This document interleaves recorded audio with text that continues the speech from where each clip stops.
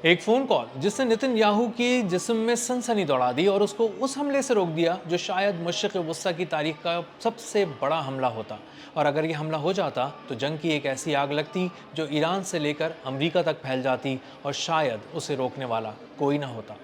मेरा नाम अज़हर अली ख़ान है और आप देख रहे हैं आज की बात। इसराइल में एक खुफिया फौजी मीटिंग हुई और उसमें नेतन्याहू ने अपने जर्नैलों से सवाल किया कि हम ईरान पर एक बड़ा हमला करना चाहते हैं, फैसला कुन वार करना चाहते हैं और ये बहुत ही खुफिया तौर पे करना चाहते हैं, इस हद तक कि अमेरिका को भी इसकी खबर ना हो और हम अचानक जाकर ईरान को दबोचना चाहते हैं, क्योंकि हम उसके साथ बहुत सारी जंग लड़ चुके हैं और उसमें हम बुरी तरह नाकाम हो चुके हैं। अब एक ही वार करना है, बड़ा वार करना है और फैसला कुन वार करना है। ये कैसे हो सकता है और हम इसमें क्या कुछ तबाह कर सकते हैं, इसके बारे में मुझे बताया जाए। तो नेतन्याहू को इंटेलिजेंस चीफ ने सबसे पहले वो अहदाफ बताए जिनको तबाह करके ईरान को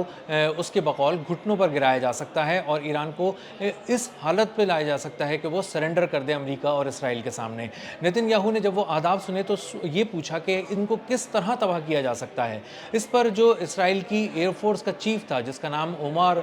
तिशलर है, उसने कहा कि हम इसको फ़िज़ाई कार्रवाई के ज़रिए तबाह कर सकते हैं, एक बड़ी फ़िज़ाई कार्रवाई कर सकते हैं जिसमें कई स्क्वाड्रन्स शामिल होंगे, यानी तकरीबन 100 से 150 जहाज़ों तक का अंदाज़ा लगाया जा रहा है कि उसने इस तरह का एक प्रपोज़ल पेश किया कि हमें 100 से 150 फाइटर जेट्स के साथ ईरान में एक साथ घुसना चाहिए, बड़ी कार्रवाई करनी चाहिए और सैकड़ों अहदाफ को एक साथ तबाह कर देना चाहिए, इससे पहले कि ईरान जागे और अमेरिका को पता चले। नेतन्याहू को ये प्लान बहुत पसंद आया और उसने इसका अप्रूवल दे दिया और उसके बाद वो दिन आ गया जो जून की 8 तारीख थी और बताया जा रहा है कि जून की 8 तारीख को तमाम स्क्वाड्रन्स तैयार खड़े थे, मुख्तलिफ बेसिस पर तैयार खड़े थे, तैयारों में पायलट सवार हो चुके थे और वो अपनी फाइनल ब्रीफिंग को डिस्कस कर रहे थे और उन्हें बता दिया गया था कि किन टारगेट्स को किस तरह जाके कब कहाँ कैसे निशाना बनाना है। ये तमाम तफसीलात उन्हें बता दी गई थी और हमले के लिए वो बिल्कुल तैयार थे कि अचानक एक टेलीफोन कॉल आ गई और टेलीफोन कॉल डायरेक्ट नेतन्याहू को आई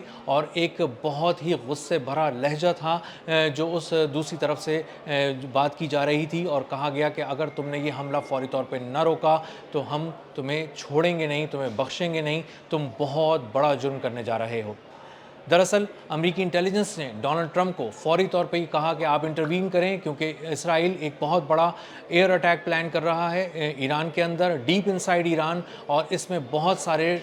hundreds of military targets, hundred of government targets को निशाना बनाया जा रहा है। सैकड़ों अहदाफ के अंदर मुमकिन तौर पर ये भी कहा जा रहा है मीडिया रिपोर्ट्स के अंदर कि उनकी न्यूक्लियर साइट्स भी थीं जिनको इसराइल निशाना बनाना चाह रहा था और चाह रहा था कि जहाँ पर भी अफजूदा यूरेनियम है वहाँ पर हमला करके उन साइट्स को निशाना बनाया जाए, कमांड एंड कंट्रोल सेंटर्स को उड़ा दिया जाए, इंटेलिजेंस के हेडक्वार्टर्स की बिल्डिंग को उड़ा दिया जाए, इसके अलावा बहुत सारी गवर्नमेंट फैसिलिटीज़ को उड़ा दिया जाए और बहुत सारी ऐसी स्ट्रेटेजिक लोकेशंस, स्ट्रेटेजिक टावर्स और को बहुत सारे कमांड सेंटर्स, कम्युनिकेशन के निज़ाम, बहुत सारे एयर डिफेंस सिस्टम, इन सब को तबाह करना था और इन सब की लिस्ट लेके, कोऑर्डिनेट्स लेके ये लोग बैठे हुए थे और बिल्कुल तैयार खड़े हुए थे। लेकिन डोनाल्ड ट्रंप की एक कॉल ने 1 घंटे पहले हमले से इस सारे गेम का पासा पलट दिया और नेतन्याहू को इस बात पर मजबूर होना पड़ा कि वो इन हमलों को रोकने का ऑर्डर दे। और जब उसने ये हमले रोकने का ऑर्डर दिया तो पूरी इसराइल की जो एयरफोर्स है उसके अंदर खलबली मच गई और उसके अंदर सनसनी फैल गई और उन्होंने कहा कि ये कैसे हो गया,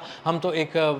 कारी वार करने जा रहे थे, एक आखिरी वार करने जा रहे थे ईरान पे, हमें किस तरह रोक दिया गया। और उसके बाद इसराइल का जो एयरफोर्स का चीफ है वो बहुत ज़्यादा डिसअपॉइंट हुआ और उसके लोग भी बहुत ज़्यादा डिसअपॉइंट हुए और इस हद तक डिसअपॉइंट हुए कि उन तमाम लोगों को एक ख़त लिखकर उनको सारी सिचुएशन बतानी पड़ी इसराइल के एयरफोर्स चीफ को, बल्कि उनके अहले खाना के नाम भी ख़त लिखना पड़ा और बताया कि किस तरह ये मामला हुआ, किस तरह एक कॉल आई और किस तरह नेतन्याहू को अपना फैसला बदलना पड़ा, वरना हम तो मुकम्मल तौर पे तैयार थे और हम ईरान को सरेंडर कराने के मूड में थे। एक बहुत बड़ा हमला होने जा रहा था जिससे उसकी तमाम अहम स्ट्रेटेजिक लोकेशंस जो सैकड़ों की तादाद में हैं उनको तबाह कर दिया जाता। और जाहिर है कि उस वक्त तक अमेरिका के रिफ्यूलिंग टैंकर्स भी उनके पास थे, KC-135,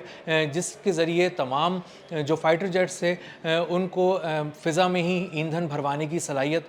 उनके पास वो सहूलत मैसर थी और इसीलिए وہ لوگ ڈیپ انسائڈ ایران حملہ کرنا چاہ رہے تھے. اب اس کے بارے میں وہ کہہ رہے تھے کہ جو اس کا میگنیٹیوڈ ہے, جو اس کی شدت تھی حملوں کی, وہ اسرائیل کا ایئر فورس چیف بتا رہا ہے کہ بہت ہی ہائی تھی, اور اس کا مطلب یہ ہے کہ سینکڑوں طیاروں کو جانا تھا اور ایک ساتھ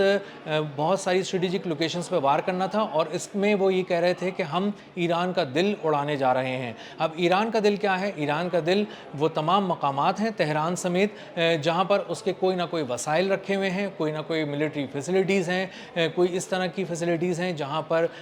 کچھ حساس قسم کا مواد رکھا ہوا ہے. ایسی فیسلٹیز ہیں جہاں پر میزائل سائٹس ہیں, ڈرون سائٹس ہیں اور لانچنگ پیڈز ہیں, اور بہت سارے ایسے لوکیشنز جہاں سے ایران ریٹیلیٹ کرتا ہے, جواب دیتا ہے امریکہ کو یا اسرائیل کو جب بھی کبھی حملہ ہوتا ہے. تو ان تمام سائٹس کو ایک ہی دن ایک ہی وقت میں اڑانے کا پلان تھا. تو آپ اس سے اندازہ کر سکتے ہیں کہ اس کا میگنیٹیوڈ ہائی کیوں کہا گیا, اور کیوں کہا گیا کہ یہ سب سے بڑا حملہ تھا, یہ کاری وار ہوتا, یہ ایک ہی وار ہوتا, اور ایک ہی وار میں وہ اس کو سمیٹ کر ساری چیزوں کو تباہ کر کے واپس نکلنے کے موڈ میں تھے اور اس کی تمام تیاری کر چکے تھے. پائلٹس جو ہیں وہ جہازوں میں سوار ہونے کے بعد ٹیک آف کرنے ہی والے تھے کہ ایک ٹیلی فون کال آئی اور نتن یاہو کو اپنا فیصلہ بدلنا پڑا اور ایران پر ہونے والا تاریخ کا سب سے بڑا حملہ روک دیا گیا. اسرائیلی ایئر فورس کے چیف کا بھی لیٹر سامنے آیا ہے جو اس نے فیملیز کو لکھا ہے, اور فیملیز کو لکھے لیٹر میں کہا ہے کہ ہم نے اپنی طرف سے پوری کوشش کر لی تھی, ہم بالکل تیار کھڑے تھے, اگر ہم پہ بیرونی دباؤ نہ ہوتا, ہم پر اپنے ایک بہت ہی اہم اتحادی ملک کا دباؤ نہ ہوتا تو ہم اس معاملے میں رکنے والے نہیں تھے, اور 1 گھنٹے بعد ہم بہت بڑے پیمانے پر تباہی پھیلا چکے ہوتے ایران کے اندر. قدرت کو شاید کچھ اور ہی منظور تھا, اسی لیے امریکی انٹیلیجنس نے بروقت ڈونلڈ ٹرمپ کو اطلاع دی اور زور دیا کہ وہ مداخلت کریں اور نتن یاہو کو اس بات پر مجبور کریں کہ وہ ایران میں ایک بہت بڑا اٹیک جو کرنے جا رہے ہیں اب سے کچھ دیر کے بعد وہ روک دیں. اور اسی لیے ڈونلڈ ٹرمپ نے جب ان کو روک دیا بہت سخت الفاظ استعمال کیے, نتن یاہو کو وہی زبان سمجھائی, گالیوں کی زبان اور سخت زبان جو وہ سمجھتا ہے, اور اس کے بعد ڈونلڈ ٹرمپ کو اندازہ ہو گیا کہ نتن یاہو کسی بھی وقت ان کی پیٹھ میں خنجر گھونپ سکتا ہے اور کسی بھی وقت وہ اکیلا اڑان بھر سکتا ہے, اکیلے حملے کر سکتا ہے. اسی لیے ڈونلڈ ٹرمپ نے پچھلے 2-3 دنوں کے اندر ایک بہت اہم کام یہ کیا ہے کہ اپنے فاصلے اسرائیل کے ساتھ بڑھانے شروع کر دیے ہیں. KC-135 ریفیولنگ ٹینکرز وہاں سے بین گورین ایئرپورٹ پہ جو تل اویو کے کھڑے تھے ان کو واپس بلایا جا رہا ہے. اب ایک ایک کر کے وہ ٹیک آف کر رہے ہیں, اور اس کے بعد ایران کے اندر تک جا کر حملہ کرنے کی صلاحیت جو اسرائیل کے پاس تھی وہ امریکہ نے چھین لی ہے. اسی کے ساتھ ساتھ امریکہ سفارتی طور پہ بھی دباؤ ڈال رہا ہے اسرائیل پر, اور نتن یاہو کے بالکل ایک رائٹ ہینڈ وہاں کے مشیر قومی سلامتی بین گویر, اس کا بھی جو ویزا تھا وہ اس حد تک ڈیلے کیا گیا کہ اس نے اپنا امریکہ کا میامی کا ٹرپ کینسل کر دیا اپنی فیملی کے ساتھ جو وہ جا رہا تھا, اور اس کو بتایا گیا کہ تم یہاں پر آؤ, تمہیں اپنے فنگر پرنٹس دینے پڑیں گے اور اس کے بعد ہم کچھ سوال پوچھیں گے. اور اس کے بعد اس کو اندازہ ہوا کہ یہ سوال اس کے مجرمانہ ریکارڈ سے متعلق ہوں گے, سابق ریکارڈ سے متعلق ہوں گے, اور اسی لیے اس کو اندازہ ہو گیا کہ یہ ویزا نہ دینے کے لیے ٹال مٹول کی جا رہی ہے, اور اسی لیے اس نے اپنا فیملی ٹرپ جو امریکہ کا تھا وہ کینسل کر دیا. لیکن وہ US کی ایمبیسی میں نہیں گیا اور اس نے وہاں پر اپنے فنگر پرنٹس نہیں دیے. تو امریکہ اس بات کو بہت اچھی طرح سمجھ چکا ہے, اور یہی ایک بہت بڑا حملہ جو ایران پہ اسرائیل کرنے جا رہا تھا, ساتھ ساتھ ڈونلڈ ٹرمپ کی پیٹھ پہ بھی خنجر گھونپنے جا رہا تھا, کیونکہ ایران پر حملوں کے بعد ایک سب سے بڑے حملوں کے بعد ایک ایسی آگ لگنے والی تھی مشرق وسطیٰ میں جس کی حدت بہت واضح طور پہ محسوس کی جاتی ہے امریکہ تک, اور اس معاملے کو پھر سنبھالنے کے لیے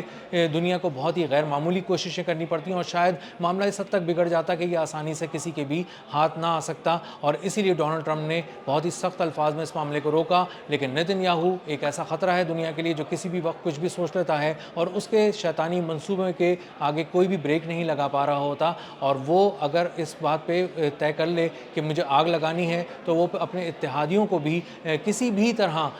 وہ ان کو اعتماد میں نہیں لیتا اور اکیلا ہی چل پڑتا ہے تباہی پھیلانے کے لیے, اور اسی لیے اب اس پر اعتبار کرنے کے لیے کوئی بھی تیار نہیں ہے. ایران پر ایک بہت بڑا حملہ